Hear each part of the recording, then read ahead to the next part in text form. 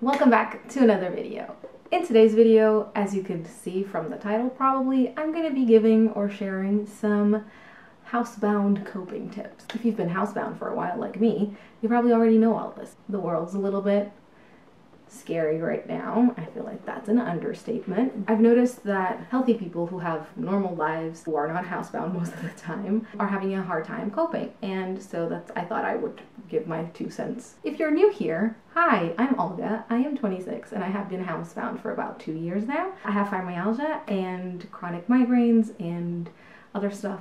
And those two things mean that I have a very high pain levels and low energy levels, and that means that I sometimes can go out and do things on my own, but most of the time not. I've got a little list as always.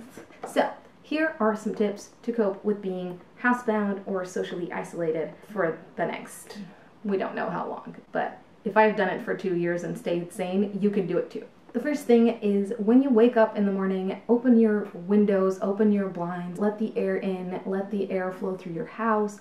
It's really important to have good airflow and air filtration in your house. Opening the windows and stuff just makes the house feel bigger and brighter and lighter, and it just helps your body stay regulated with the sun. The second thing is to plan your errands and your outings. We normally, disabled, chronically ill people, we do this because we might not have enough energy or don't have a lot of mobility, so we have to plan around what we're going to be doing. You might need to do this right now because you need to not be out too much, so you can't go and run errands every day. So you're going to have to plan where you need to go and what you need to get from each place and what is critical and essential and what isn't. Make sure that you write a list of everything you need at the grocery store so that you're not taking a million years, because there's other people in line who want to and who need to get stuff from the grocery store, and they can't get in until you've done your shopping. So be quick and efficient, and the longer you're out also, the more chances you have of being contaminated. Is that the right word? I don't think it's the right word. Infected, I guess. Be mindful of that, and be mindful that the longer you take, it means that other people also have to take longer, so plan around that stuff. The third thing is also incredibly important, and it is create a schedule or a routine. If you work, have a normal job and you go out to work, as in you don't work from home, you have probably a routine. You wake up, you have a shower, you do your hair, you do your makeup, you do whatever you need to do, fix your beard, I don't know, and then you have your breakfast, you go out, you do it, da-da-da-da-da. So the thing you need to do right now is create a routine for you in this situation. So I have a routine like that. I wake up, I have breakfast, I take my meds, I do some work, I have a shower, I get dressed, I do my makeup if I want to do makeup, if I do my hair if I want to do my hair. Make a list of all the things that I want to do that day, and then I will slowly get through the list. That is the thing that I'm doing right now. I normally have a more thorough routine, but I'm currently experiencing new meds, so we have to stay flexible. It helps create some normalcy. It helps create a break from when you're sleeping and when you're doing stuff and working. Our brain really likes routines and schedules. So if you do the same thing, the same repetition, our brain really enjoys that and feels more comfortable with that. And the other thing I think is that our brain creates a lot of associations. So if you only sleep in your bed, you don't sleep on your sofa, you don't take naps, things like that. When you go to bed, you get sleepy because your brain knows that it's time to sleep because you're in bed. I have created those associations for myself where when I'm in this office, I know that I'm supposed to be working. I created this space to be my workspace. So I don't work in the kitchen, I don't work in the living room, I don't work in my bed, because it helps my brain associate different spaces of the house with different tasks and different mindsets and different feelings. So if I'm going to be relaxing, I'm not going to be doing that here. I feel it's a very healthy way to establish boundaries in your house. And it's even more important because you don't realize, but you already have that. Because if you go out to work, then that's your other space, and you know that when you're at work, you're supposed to be focusing on that. But if you're at home, you're already used to home being a chill out kind of environment where you're going to be relaxing. So you need to get a space in your house where you are going to be working and assign that space to work, and that's all you do in that space. And I feel that really helps routines and helps your brain understand that there's different spaces for different things. It will be a little bit hard at the beginning, but like once you get used to it, it will be really, really helpful. Next is practice good sleep hygiene. Along with the same lines of having a good routine, having healthy schedules, this is the same thing. Practicing good sleep hygiene is really important for our health and for our mental health, which is what you need to be worrying about right now. So I find that going to bed at the same time and waking up at the same time every day really gives my body a normal rhythm and like a healthy rhythm. If I'm waking up at different times and having naps and all this, like my body gets all like unregulated, and then I have a hard time being fully awake when I'm awake and being fully asleep when I'm asleep. Obviously, like I have sleep problems because of my illness, but like also I know a lot of people who struggle with sleep because if you have anxiety, if you have stress, and then now it's a stressful time. It's normal to have anxiety right now. So definitely practice good sleep hygiene. I have some good videos about sleep routines and stuff like that, so you can check those out if you want to. I already mentioned this, but getting dressed every day or like showering every day if you can. Like I know a lot of people with chronic illnesses can't shower every day, but that's okay. Like, even if you change out of like your pajamas into like sweats or really comfy home wear, it's important to change in the morning because it again helps your brain associate that we're now going on to something different. I feel like this is also important if you are sharing the house, the space that you're in with other people. Like if you are housebound with your family and a lot of you work from home, then you will have to have spaces for everyone to be able to work. If you don't have a spare room or if you don't have an office, then it can be difficult to have that space. So, you know, set up a workspace in your dining room table, like a kitchen table, and choose the space that each person gets, each person needs, and then work around that. And like if you need more space today for something, tell everyone like tomorrow I'm going to need the room for this thing and communicate. We have this spare room, which is my office. We always had a space for my partner to work from home because he does that whenever I'm sick. So we already had that set up. Find what works for you and your family setting and your house, but try to have a separate space. Like don't work from bed. That's not very, like it's not very good for your brain. The other thing is if you are also sharing a space is having your meals together. We always have lunch at the same time and breakfast at the same time and dinner and stuff, and we just like eat together because it creates a moment where we can talk about our day and where we can discuss what we've been doing and talk about like whatever we need to talk about. It helps us like kind of de-stress a little bit and have like a nice moment between the two of us.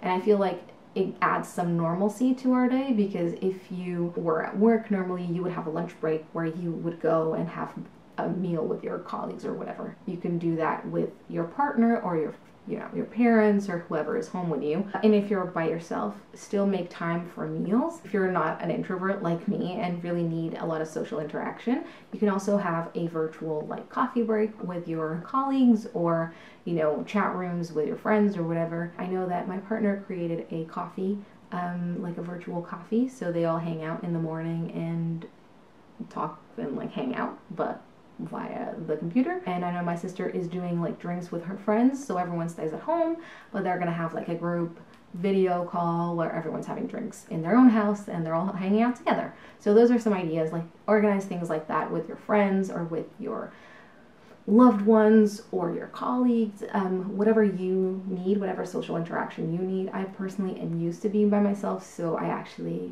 am having more social interaction than I normally would. But if you need that, like make sure you find that in alternate ways. If you don't have a community, or if you're not comfortable with your coworkers and you don't have a lot of close friends and stuff, you can also find a community online who's interested in the same things as you. Another really important thing is to practice a lot of self-care, and maybe practice more than you would normally. I feel like self-care is something that people, especially healthy people, really associate with like skincare and like treating yourself to something nice and going out for a meal. But self-care can be like having a shower, brushing your teeth, doing something different to your hair, trying a new style of clothes. I don't know, it can be cleaning your house. Whatever it is that you need to feel good, that is a thing you should be doing. Do what you need to do to get through this, and practice a lot of self-care. Like in a way that you can practice self-care, surrounding yourself with things that you enjoy. So maybe you can reconsider your space and bring out things that make you happy and display them, and make sure, because you're going to be home a lot, that you have things that make you smile around you. Another thing that you can do is find new hobbies or do things that you like or practice the hobbies that you already have. I'm currently doing a lot of embroidery because it's really time consuming. I also am doing a lot of sewing, keep myself busy and keep my mind occupied and like stressed with other things. I'm trying to finish all the projects that I have like half done, and I made a list of all the projects that I have like pending in my mind, like ideas that I want to create. Make sure you stretch and go for short walks safely, like not in crowded places and stuff like that. Make sure you move. If you want to do some yoga, if you want to just like have a little stretch, meditate, I don't know, whatever floats your boat, like a super fast workout, I don't know, Zumba, I don't know, whatever gets you going. Stretch my legs, get some fresh air, come home, and that helps so much. But make sure you are not going to places that there's a lot of people, you're not touching things, make sure to wash your hands as soon as you get home, wash your keys, all of that stuff.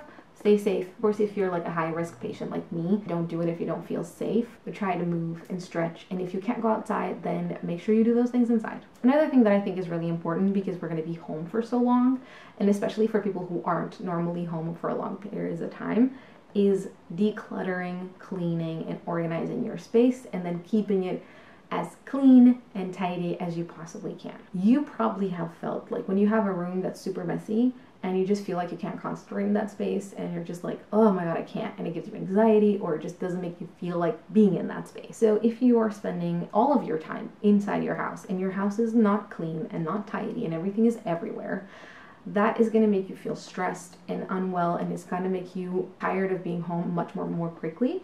So make sure that you keep your spaces clean, organized, and everything is in its place.